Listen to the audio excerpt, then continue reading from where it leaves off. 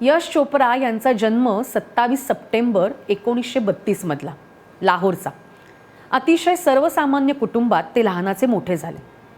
त्यांचे वडील सार्वजनिक कामकाज विभागात होते आणि त्यांच्याबद्दलची एक गोष्ट फार कमी जणांना माहिती आहे की त्यांना चित्रपट निर्मितीकडे वळण्याआधी इंजिनिअरिंग करण्याची इच्छा होती. चित्रपट क्षेत्रात आल्यानंतर यश चोप्रा यांनी रोमांस चित्रपटासाठी खूप प्रसिद्धी मिळवली.